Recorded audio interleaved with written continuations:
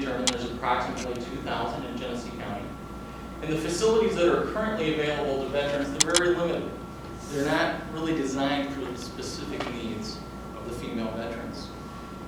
In fact, there's no organizations whatsoever in the area that offer female-only transitional housing for veterans. There is homeless shelters, but they're not targeted for veterans.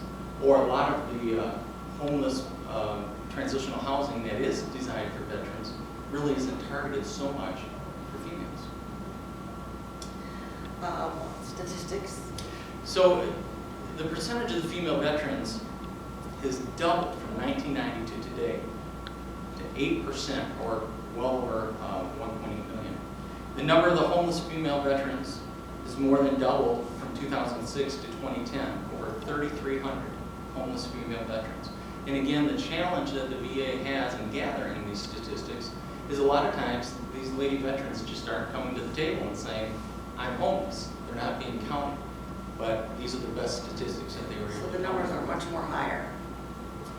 And of the over 500 transitional housing locations nationally, there are about 300 that accept single women without children. So as we said, phase 2 of our plan is to also offer transitional housing for these ladies who do have children. 9 of the 142 grant per diem programs that were surveyed indicated that there's been reported incidents of sexual harassment and assault on the women residents in the past 5 years. So again, the transitional housing that's there for the veterans is really targeted towards males. And this is a result, oftentimes, of what happens when you're mixing the two. Now, our current status right now, we still are in the planning and development stages. We have a business plan and executive summary that is going to be completed by May 13th and entered into the GLEQ awards program. We also have Laura Grease through MichiganOnlineLawyer.com, who will be doing our application for LLC to be submitted within the next 2 weeks. And she's also going to do our application for our 501c3 status, and that'll be submitted after the LLC. We currently have a web domain reserved, which is www.ourhometransitional.org. And Mary Susky with SuskyWebDesign.com is going to help me design that. And we're meeting next week to get that started. We're also going to add a PayPal link to that as well for people to be able to send donations to our company bank account. For the grants and awards, there's a lot of money out there available. We know that the government does designate a lot of money to help veterans, and specifically homeless veterans. So again, through Carrie's research, we found numerous grants, just touching on a couple of things here today. One grant is the GPD, the Veterans Administration's grant per diem. And the way that grant is designed is 2 components. The first part of that grant is money that would pay for up to 2/3 of the cost of the house itself to be used for the transitional housing for the ladies. So that is specifically targeted for exactly what we're here to do and to introduce. The other part of that grant is an ongoing revenue through the per diem. And what that does is it provides, once you have the housing up and running, per diem monies based on each female veteran of about $39 per day. So depending on how many we have at any given time, there's some ongoing revenues that are available to us. And then Carrie, through her research, has also found and is participating to gain an award through the Women's Foundation. It's a $100,000 award for a competition, so that's something that she's just begun to work on here, and hopefully that will go well for us as well. And then for further support, we've brought on board a number of various professionals in the area that are ready to assist us. Obviously, we're going to need help from a realtor. We've got to find a home. We're going to need assistance for insurance. We're going to need the help of a CPA. We've contacted a CPA who has experience here in this local area working with nonprofit organizations.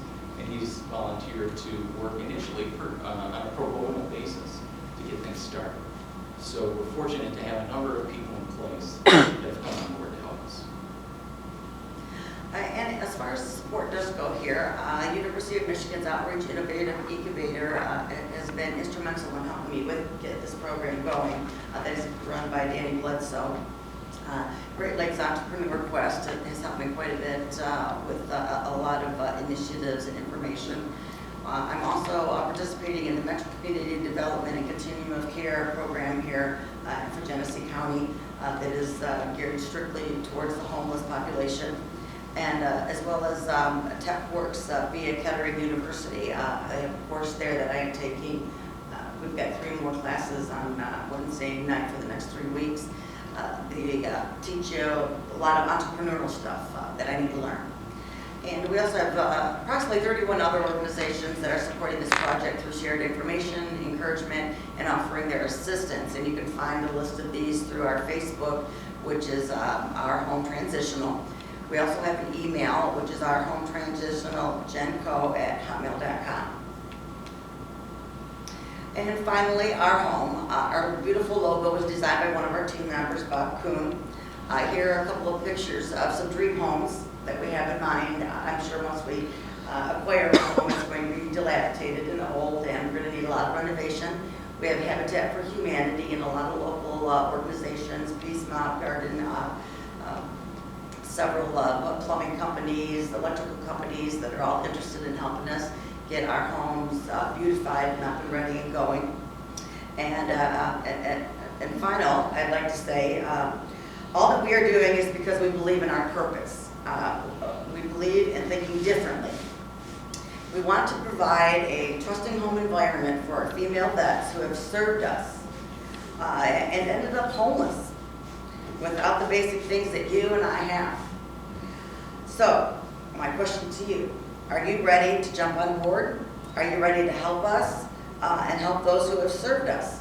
And if so, please stay tuned to our page and site for further updates, and also contact your local agencies to let them know about our service and get involved. Thank you. Any questions? What inspired you to do this? It seems like a personal thing. Yes, it is very personal. Ever since I was a child, I've always had the idea, the dream of having a home for wayward women and children, single mothers with kids, needing that combined support, that family environment that I didn't have as a child. Yes, again, it's just always been a dream of mine. Going through the University of Michigan's website, I came across an innovative incubator. It said there, a little link, do you have a business idea? And I said, yeah, I've got an idea. I've always had this idea. Always something I wanted to do. Had no idea when I was going to do it, how I was going to do it, when it was going to happen. Clicked on the link, filled out the paragraph of information that I had about my dream.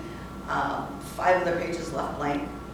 Danny Bledsoe called me within that week for an interview to come in and talk about it and discuss it. And through our half-hour, 45-minute conversation, we kind of narrowed it down to the female veteran homeless population. Primarily because of the funding available, the need for it as well. We have more female vets now than, of course, ever before, and they are coming home from the war. The wars are ending, they're coming home. Thank you for asking. Okay, so I have a question about your guys' statistics. So there's 45,000 women veterans, right, is what it said? In Michigan. And 3,000 of them, or 45,000 in Michigan, or was In it Michigan. 2,000? Oh, that's total. Okay, so Yeah, how as of many? 2010, those Yeah. are the statistics available. Okay, so how many in Genesee County like are homeless? I mean, you guys know roughly? No, we do not. The VA does not know, the Continuum of Care does not know. And the reason why this is because women will not go to the VA for help because it is a male-dominated organization.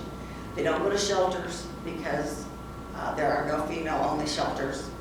And it's a cot for 8 hours to sleep in. We find that female veterans, through my research, through talking with other folks, through my Facebook page that I put up about a month ago, that they tend to couch surf. They may stay in abandoned buildings themselves, sleep in abandoned cars, sleep on the streets. A lot of the women have children, and they do the best they can without having to go into a male-dominated area where their safety or their children's safety is involved.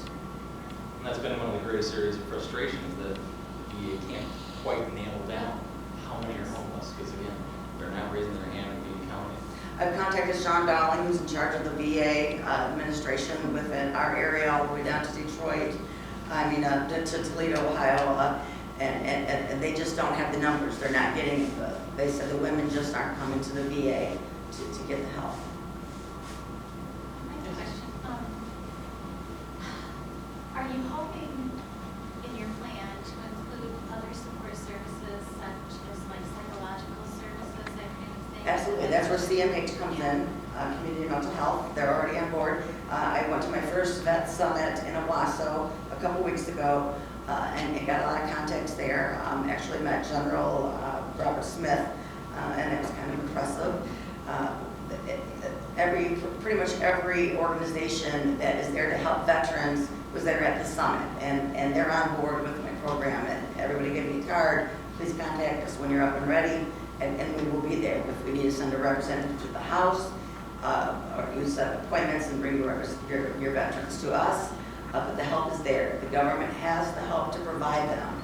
They just need to get the women there to the facilities, to the help that's there to be provided. Have you talked with our Women's Educational Center here? I just know that they might know of women in need. That was just one suggestion. No, I have not. I have contacted the Facebook page. I've liked it. I put my information on there. If you have any questions, type of thing that I put So on there. eventually maybe you'll be listed on their page as a resource. Yes, absolutely. There is no shortage of homeless female veterans that need help. That I do have contacts with the Michigan Talent Bank that has a specific veterans organization, and she knows of a couple of dozen right now that are in need of transitional housing, while they're waiting for their HUD voucher to come through, or a land bank home that they're getting ready to purchase. So it's definitely a needed service. It's needed now, but there's a lot of red tape to go through. Have you also connected with the Student Vet Association on campus? Yes, I have, and I feel terrible that I don't have her name with me right now. She did say that she was going to be here today. Probably Kelly. Pardon me? Probably Kelly. Kelly does. Or you mean familiar. Michelle, who runs the SB? Yeah, The that center. even sounds more familiar. And I was trying to get on the internet here. Normally I have no issue getting on, but I would have had my little laptop up here and been able to answer all those questions. But yes, I have been in touch with every single female vets organization locally, statewide, nationally, and here at the universities. All the information has been sent to every college in the state of Michigan that has a veterans program. So I'm definitely doing my marketing, my PR, my research. It's just a matter of getting the funding to get this going. And I did put together a concept paper for the Women's Foundation awards program, and here's copies of the concept paper down here. It kind of sums up what I said, gives a little bit more information, contact information, and I'd be